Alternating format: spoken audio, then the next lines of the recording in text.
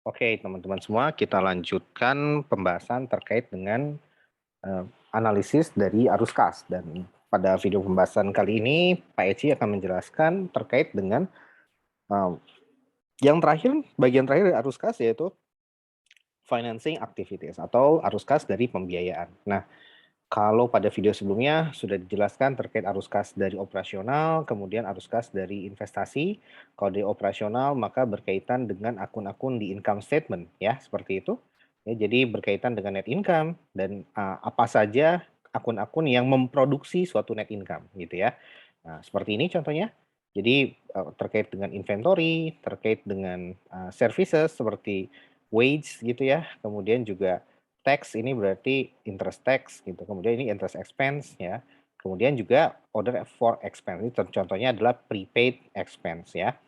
Nah oke, ini adalah yang berkaitan dengan operasional perusahaan. Artinya pada dasarnya kalau kita bicara tentang operasional perusahaan maka ini berkaitan dengan current asset.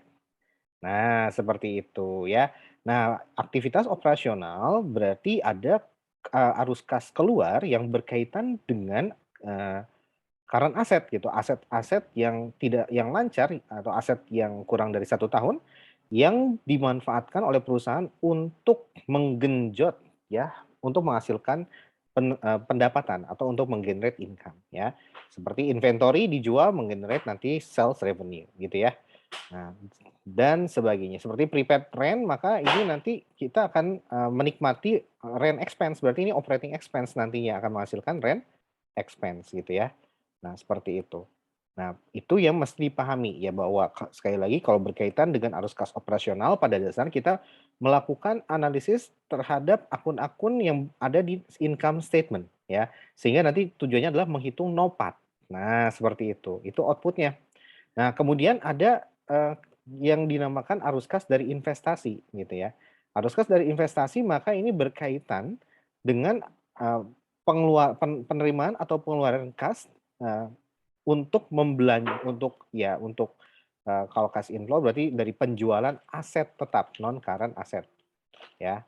Kemudian kalau cash outflow-nya berarti untuk pembelian aset tetap ya, pembelian non current aset. Nah, pada video sebelumnya dijelaskan juga bahwa ternyata aktivitas investasi itu melingkupi short term dan long term aset ya.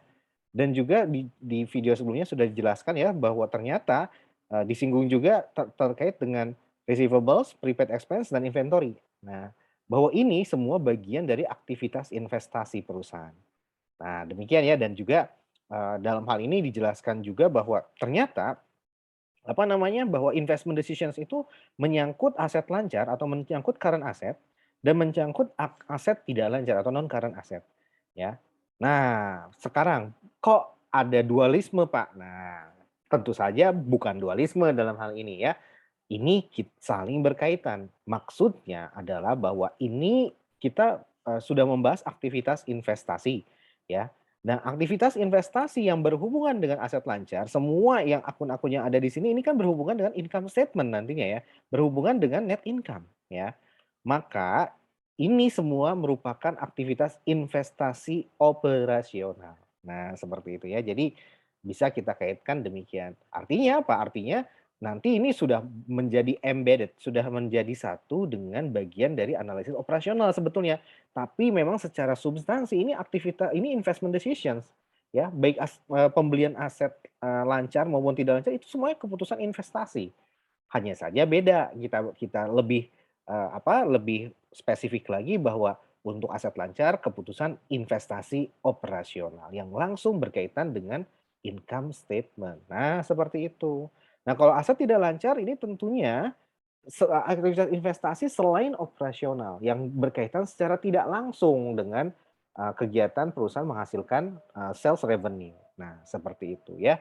Jadi jangan bingung bahwa memang ini aktivitas investasi, cuman kalau kita lebih kerucutkan lagi bahwa aktivitas investasi itu kalau yang berkaitan dengan aset lancar maka itu namanya aktivitas investasi operasional ya. Nah, dan biasanya kalau sudah aktivitas investasi operasional itu jadi satu dengan pembahasan dengan analisis ya, arus kas operasional. Jadi satu gitu ya, jadi satu kalau di kenyataannya. Cuman di sini sengaja diterangkan sedikit berbeda karena memang ingin menanamkan pemahaman bahwa pada dasarnya ya operasional itu juga ya tetap investasi, tapi investasi untuk operasional perusahaan. Nah, adapun investasi yang non operasional itu contohnya adalah aset tidak tetap. Nah, makanya di laporan arus kas gitu ya, bahwa ini dibedakan kalau untuk investasi yang operasional masuknya ke atas ya. Nah, cash outflow untuk inventory dan sebagainya. Nah, berarti ini cash outflow ini maksudnya adalah arus kas investasi yang keluar yang dibelanjakan oleh perusahaan untuk ya memperkuat operasional perusahaan, memperkuat inventory management, menambah gaji pegawai, kemudian ada prepaid expense dan sebagainya. Nah, ini semua dikeluarkan dalam rangka menggenerate income sehingga nanti menghasilkan sales ya, bisa salesnya berupa cash atau tunai, menghasilkan cash langsung atau nanti berupa kredit berarti menghasilkan akun receivables. Nah, seperti itu ya. Nah, itulah kesimpulan dan keterkaitan apa yang dimaksud dengan investasi operasional, which is langsung melekat ke aktivitas operasional, langsung melekat nanti dengan analisis aktivitas operasional ya, tentunya langsung nanti kita kaitkan juga dengan akun-akun di income statement. Nah, sedangkan sisanya yang non current itu nanti betul-betul pure yang investing yang non operasional ya. Nah, di sini juga tetap saja ada yang dinamakan short term current asset tapi yang non operasional. Contohnya adalah investasi pada debt sama equity securities ya. Nah, ini sebetulnya very value activities atau ini adalah aktivitas sampingan ya. Perusahaan punya duit lebih ya belikan investasi saham atau investasi pada obligasi gitu ya. Nah, seperti itu. Nah, bisa saja memang kegiatan investasi itu dalam rangka apa? Menghasilkan return ya. Menghasilkan return yang nanti ya seperti halnya yang video sebelumnya bahwa itu adalah financial asset gitu ya. Dan financial asset menghasilkan return yang sama dengan risk adjusted cost of capital. Nah, seperti itu ya. Jadi paling tidak return-nya sama aja dengan ya cost of capital yang ditetapkan perusahaan berapa? Let's say 10%. Nah, paling tidak berinvestasi pada saham dan obligasi, semoga saja nanti hasilnya adalah sama dengan cost of capital-nya. Nah, itu tujuan dari kenapa perusahaan membeli aset finansial ya. Nah, maka kesimpulannya adalah bahwa investasi pada aset gitu ya, kalau berkaitan dengan aset finansial maka ini maksudnya ke investing activities yang non operasional ya. Nah, sedangkan kalau untuk yang operasional ya, investing activities untuk yang operasional maka ini berkaitan dengan selain equity investment, selain financial asset, contohnya AR ya, kemudian juga inventory dan kawan-kawan ya, seperti itu. Nah, itu kalau yang current assetnya. Nah, kalau non current assetnya berarti udah pasti PPE dan kawan-kawan ya, seperti itu. Nah, itu saja terkait dengan kesimpulan dan keterkaitan antara aktivitas operasional, kemudian juga aktivitas investasi, dan yang terakhir adalah kita akan bahas terkait aktivitas finansial atau aktivitas pembiayaan. Oke, nah sekarang aktivitas pembiayaan pada dasarnya berbicara terkait dengan dari mana sumber dana perusahaan untuk membiayai aktivitas operasional dan aktivitas investasi non operasional gitu ya. Dari mana duitnya gitu ya. Bisa jadi dari return earnings, dari laba yang diendapkan ya, yang dihasilkan perusahaan tiap tahun masuk ke return earnings, ada sisa cash dan ya dibelikan barang-barang gitu ya. Atau dia mendapatkan dari si aktivitas investasi berupa menerbitkan obligasi, meminjam loan ke bank ya, melakukan transaksi private loan atau private debt, atau transaksi public debt dengan menerbitkan obligasi, atau malah menerbitkan saham tambahan right issue ya.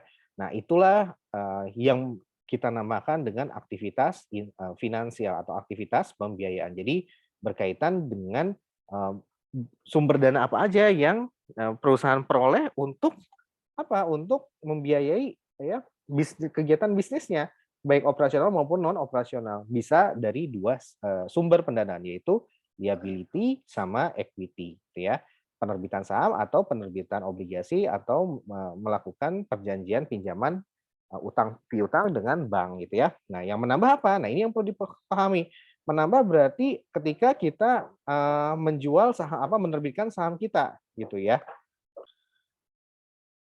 Oke, kita lanjutkan. Nah, jadi berkaitan dengan liabilitas dan penerbitan ekuitas ya. Jadi kalau cash inflow-nya berarti penerbitan penerbitan saham sama menerbitkan obligasi. Kalau cash outflow-nya berarti membeli treasury shares atau melunasi obligasi yang ini ya, yang mesti dibayar pada akhir jatuh tempo. Nah, Seperti itu. Nah, kemudian kita langsung aja bahwa financial activities, pada dasarnya adalah ya konsep dasarnya itu ya sama ya, untuk membiayai investment decisions terkait, kegiatan operasional ya, sama untuk membiayai investment decision terkait non operasional ya dengan membeli PPE gitu ya. Nah ini investasi dan ini adalah aktivitas operasional gitu ya. Meskipun investasi ini bisa, pada dasarnya sejatinya ketika membeli lebih banyak inventory dan sebagainya itu merupakan investasi untuk kegiatan operasional. Tapi pada dasarnya nanti dimasukkan menjadi satu dengan analisis aktivitas operasional ya. Nah, untuk, investasi di kedua hal ini, aset gitu ya, berarti ketika asetnya naik, nah maka gimana gitu ya agar bisa balance, maka bisa dengan menaikkan liabilitas sama ditambah dengan menaikkan ekuitas atau bisa keduanya gitu ya. Nah, misalkan ini 100 berarti nanti liabilitasnya misalkan ini 50 ya, ini juga 50. Nah, bisa seperti itu atau langsung 100 dari liabilitas tidak ada dari ekuitas. Nah, kemudian pembiayaan inilah yang dimaksud dengan aktivitas pendanaan ya atau financing activities ya. Dan aktivitas pendanaan tentunya melingkupi dua ya, melingkupi apa namanya, yang berkaitan dengan jangka pendek dan yang berkaitan dengan jangka panjang kalau dari sisi liabilitas. Kalau dari sisi equity cuma satu ya, saham saja gitu ya. Nah, sekarang ya yang dinamakan dengan capital structure atau pembiayaan yang dalam hal ini adalah pembiayaan, modal gitu ya, maka dia adalah khusus liabilitas jangka panjang sama ekuitas saja. Nah, kalau semuanya ditambah dengan liabilitas jangka pendek, maka namanya financial structure gitu ya. Nah, dari sini nanti kita akan bahas lebih jauh bahwa, oh ternyata liabilitas jangka pendek ini financing ya, tapi untuk operational activities gitu ya, operating activities gitu ya.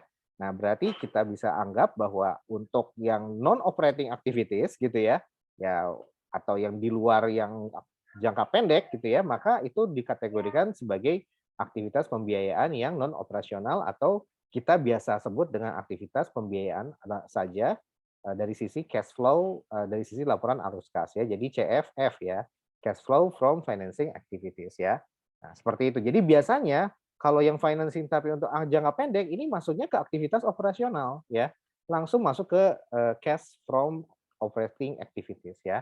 Nah, jadi cash flow operating activities nanti melingkupi dua, investasi operasional ya yang berkaitan dengan current asset sama financing operasional ya yang berkaitan dengan current liability. Nah, seperti itu kurang lebih ya. Nah, itulah konsepnya. Nah, seperti itu. Tapi nanti kita tetap akan bahas semuanya yang berkaitan dengan financing ya. Baik itu operating financing ya, operational financing maupun yang non operational financing ya. Ya, non operational financing inilah yang disebut dengan capital financing ya atau capital structure financing ya. Seperti itu. Nah, itulah adalah konsep aktivitas pendanaan ya. Sekali lagi melingkupi dua hal yang berkaitan dengan jangka pendek itu nanti kaitannya dengan operational financing ya, aktivitas pendanaan dalam rangka membiayai kegiatan operasional perusahaan ya, dan berhubungan dengan current liabilities biasanya akun payable, notes payable ya, kegiatan apa namanya, berhubungannya dengan supplier langsung gitu ya, atau dengan ya kalau akun receivable dengan customer, kalau notes payable sama akun payable berarti ketika pembelian material atau inventory yang tentunya berhubungan dengan si suppliernya. Nah, seperti itu ya. Itu kesimpulan, dari konsep dasar tentang aktivitas pendanaan. Itu aja yang bisa saya sampaikan, kita lanjutkan pada video yang selanjutnya. Terima kasih.